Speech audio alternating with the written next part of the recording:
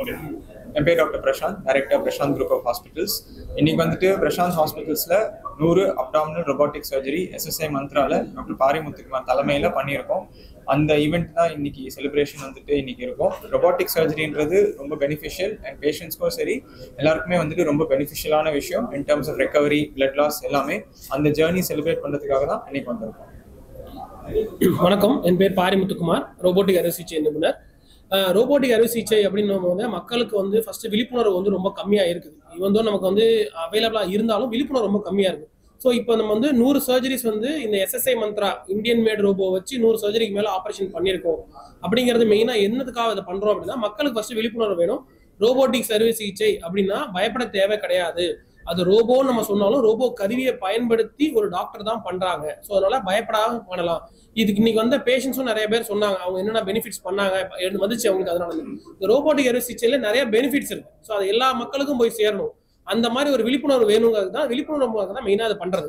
So robotic அறுவை சிகிச்சைக்கு future. எல்லா அறுவை சிகிச்சையும் ரோபோட்டிக், நம்ம ஓப்பன் சர்ஜரி பண்ற எல்லா விஷயத்தையும் 90% வந்து ரோபோட்டிக் மூலமா பண்ண முடியும்.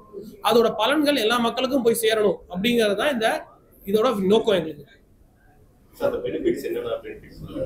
அப்படின்றத நம்ம சொல்றோம் இல்லையா. நார்மல் ஆபரேஷன் ரோபோட்டிக் அறுவை சிகிச்சை என்ன வித்தியாசம்னு பாத்தீங்கன்னா, ரோபோட்டிக் அறுவை சிகிச்சையில சிறுதுளை ஆபரேஷன் சொல்லுவோம். அது சிறுதுளை ஆபரேஷன் தான். இந்த ரோபோட்டிக் கருவிக்கும் அந்த லாப்ரோஸ்கோபிங்கிற கருவிக்கும் என்ன வித்தியாசம்னு பாத்தீங்கன்னா, இந்த லாப்ரோஸ்கோபிக் கருவிங்கிறது 2 டைமென்ஷன், அதாவது 2 டைமென்ஷன், ஒன்று நேரா போகலாம் இல்லை சைட்ல போகலாம். அந்த மாதிரியான ஒரு கருவி தான் லாப்ரோஸ்கோபிக் கருவி. இந்த ரோபோட்டிக் கருவிங்கிறது வந்து நம்மளோட மணிக்கட்ட மாதிரி. ஸோ 366 டிகிரி அதை ரொட்டேட் பண்ண முடியும். ஸோ சிறு தொலை மூலமா போய் அந்த ரோபோட்டிக் கருவி எந்த டைரக்ஷன்ல மூவ் பண்ணலாம். அப்படிங்கிறதுனால இது மக்களுக்கு வந்து பெனிஃபிட் அதிகம்.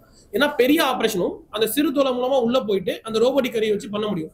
ஸோ இதனால பேஷண்ட் ரெக்கவரி, ஹாஸ்பிட்டல்ல வந்து ரெக்கவரிங்கிறது ரொம்ப ஃபாஸ்டா இருக்கும். 1 நாள் 2 நாள்லயே அவங்க டிஸ்சார்ஜ் ஆயிடுவாங்க. சில ஆபரேஷன்லாம் காலையில பண்ணி சாயந்தரம் டிஸ்சார்ஜ் ஆகிற அளவுக்கு கூட பேஷண்ட்ஸ் கம்ஃபர்டபுளா இருக்காங்க. ஸோ இது என்ன ஆகும்னா, மக்களுக்கு வந்து ஹாஸ்பிட்டல் ஸ்டே கம்மியாகும். சரிங்களா. ஸ்டே மட்டும் கிடையாது, அவங்க வந்து டெய்லி ஆக்டிவிட்டி பழையபடி எல்லா ஆக்டிவிட்டியும் பண்றதுக்கு சீக்கிரம் ரெக்கவரி ஆயிடுவாங்க.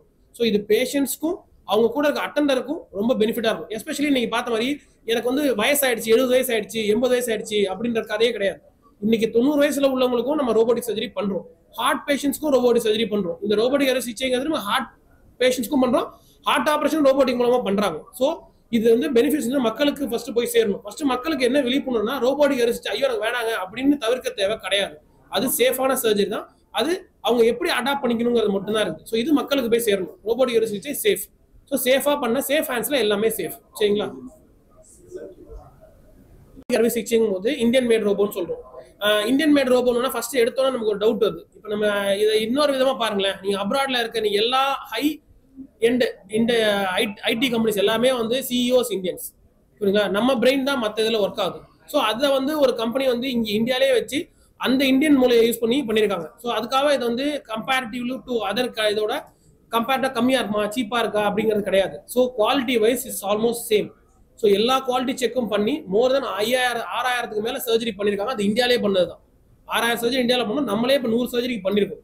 அந்த எக்யூப்மெண்ட்ஸ் ரெகுலரா டெய்லி யூஸ் பண்றோம். ஸோ இது வந்து இந்தியன் மேக்கா இருந்தாலும் அந்த எக்யூப்மெண்ட்ஸ் வந்து டாப் நாச் எக்யூப்மெண்ட், அதுல டவுட்டே கிடையாது. சரிங்களா. இதுதான் மெயினா ரோபோட்டிக் சர்ஜரியில் எப்படி காஸ்ட் கட் பண்றோம் அப்படின்னா, பேஷண்ட்ஸ்க்கு அந்த ஹாஸ்பிட்டல் ஸ்டேங்கிறது கட் ஆகுது. ஹாஸ்பிட்டல் ஸ்டே கட் ஆகிறோம்ல, அவங்களுக்கு தேவையான மருந்து மாத்திரைகள், அவங்க அட்டண்டர் தேவையான செலவுகள் வந்து ரொம்ப கம்மியாகும். ஸோ இதுல வந்து கூட்டி கழிச்சு பார்த்தீங்கன்னா உங்களுக்கு காஸ்ட் வந்து கண்டிப்பா உங்களுக்கு கட் ஆயிடும். சார் அக்யூரசி அப்படிங்கிறது வந்து பாத்தீங்கன்னா உங்களுக்கு வந்து பிரிசிஷன் சொல்லுவோம் சார். அக்யூரசின்னு சொல்ல பிரிசிஷன். ஸோ இந்த ரோபோட்டிக் அறுவை சிகிச்சைக்கும் நார்மல் ஓப்பன் சர்ஜரிக்கு என்னன்னா, நார்மல் கண்ணுக்கு தெரியாத சில விஷயம்லாம் இந்த ரோபோட்டிக் அறுவை சிகிச்சையில நமக்கு 3 டைமென்ஷனல் வியூ அப்படிங்கும் போது அது இன்னும் மிகப்படுத்தி தெரியப்படும். உங்களுக்கு வந்து ஒரு மேக்னிஃபைட் வியூன்னு சொல்லுவோம். ஒரு ஆப்ரேஷன் பண்ணும்போது 10% 15% 20% மேக்னிஃபை பண்ணும். ஸோ ஜூம் பண்ணி பார்க்குறோம் இல்லையா, கேமரால போட்டோவை ஜூம் பண்ணி பார்க்கறது தெரியுது இல்லையா, அந்த மாதிரி இது ஜூம் இமேஜ் மாதிரி தெரியும். ஸோ அப்போ என்னன்னா சின்ன சின்ன ரத்த நாளங்களும் நமக்கு ப்ரிசைஸா தெரியும். அந்த சின்ன சின்ன ரத்த நாளங்களையும் இந்த ரோபோட்டிக் அறுவை சிகிச்சைங்கிறது சின்ன சிறுதுளியா போது அதனால பண்றதுனால பிளட் லாஸ் ரொம்ப கம்மியா இருக்கும். ஸோ ப்ரிசிஷன் வந்து இன்னும் பெட்டரா இருக்கும்.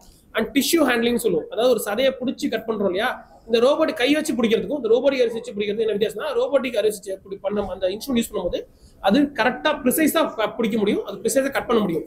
அதனால இது பேஷண்ட்ஸ்க்கு வலிங்கிறது ரொம்ப கம்மியா இருக்கும் ஆப்ரேஷனுக்கு அப்புறம் உங்களுக்கு. இதனாலதான் பேஷண்ட் ரெக்கவரிங்கிறது ஃபாஸ்டா இருக்கும். அவங்களால எடுத்து அடுத்த நாளே எந்திரிச்சு நடக்க முடியும், ஃப்ரீயா கம்ஃபர்டபுள் நடக்க முடியும், அவங்க வேலையில பண்ண முடியும். இதெல்லாம் தான் பேஷண்ட்ஸ்க்கு உள்ள பெரிய அட்வான்டேஜ். ரோபோட்டிக் சர்ஜரி வந்து எல்லா சர்ஜரியும் பண்ண முடியுமா, இல்ல சர்டிஃபிகேட் இல்ல எல்லா சர்ஜரிக்கும் சர்டிஃபைட் பண்ணிருக்கு சார். சில அறுவை சிகிச்சைக்கு ரோபோட்டிக் தேவைப்படாம. ஆமாமா. சி இப்போ எப்படின்னா உங்களுக்கு உதாரணம் சொல்றேன். இப்போ டிரைவிங் லைசன்ஸ் இருக்கு சரிங்களா. இப்போ உங்களுக்கு எனக்கு எல்லாமே டிரைவிங் லைசன்ஸ் இருக்கு. பட் நம்ம போய் F1 கார் ஓட்ட முடியுமா அப்படின்னா அது ஓட்ட முடியாது புரியுங்களா. அதுக்கு ஒரு ட்ரைனிங் இருக்கு. பட் டிரைவிங் லைசன்ஸ் இருக்கு உங்களுக்கு. பட் ட்ரைனிங் அதே மாதிரி ரோபோக்கு வந்து சர்டிஃபைட் சர்ஜன்ஸ், ஸோ ஆப்ரேட் பண்ற certified surgeons have to go training. எப்படி F1 காருக்கு ட்ரைனிங் பண்றோமோ அந்த ட்ரைனிங் போகணும். ஒரு ட்ரைனிங் ப்ரோக்ராம் இருக்கு. அது எப்படி இந்த ரோபோ கருவியை பயன்படுத்துறது, ஆப்ரேஷன் பண்ண கத்துக்க தேவையில்ல, அந்த ரோபோ பயன்படுத்தி எப்படி ஆப்ரேஷன் பண்றதுக்கு ஒரு ட்ரைனிங் இருக்கு. அதுக்கு ஒரு லேர்னிங் கர்வ் இருக்கு. அதை பண்ணதுக்கு அப்புறம் தான் அது பண்ண முடியும்.